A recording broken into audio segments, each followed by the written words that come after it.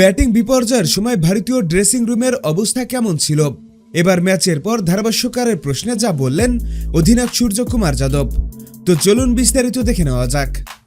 চলতি টি-20 বিশ্বকাপের তৃতীয় ম্যাচে মাঠে নেমেছিল স্বাগতিক ভারত ও আমেরিকা। আর এদিন ভারত আগে ব্যাট করতে নেমে মাত্র ৭৬ রানে ৬ উইকেট হারিয়ে বসে। তবে এমন ব্যাটিং বিপর্যয়ের মুহূর্তে দলের হাল ধরার পাশাপাশি বড় একটা সংগ্রহ এনে দেন অধিনায়ক সূর্যকুমার যাদব।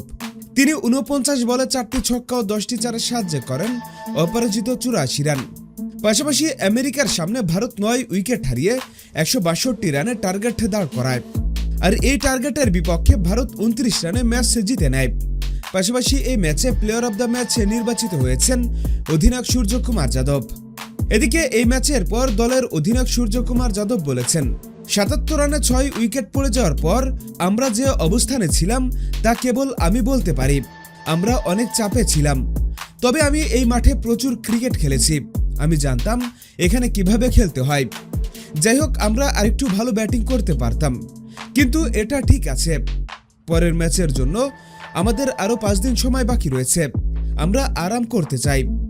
হ্যাঁ বন্ধুরা, আপনাদের বলছি, সূর্যকুমার যাদবের এই দায়িত্বশীল ব্যাটিং আপনাদের কেমন লেগেছে? তিনি কি এই ধারাবাহিকতা ধরে রাখতে পারবেন? এখনই আপনাদের মতামত আমাদের কমেন্টস বক্সে লিখে জানিয়ে দিন। আর আমাদের ভিডিওটি ভালো লাগলে অবশ্যই লাইক আর শেয়ার করুন এবং আমাদের চ্যানেলটি সাবস্ক্রাইব করে আমাদের সঙ্গেই থাকুন। ভিডিওটি দেখার জন্য আপনাকে অসংখ্য ধন্যবাদ।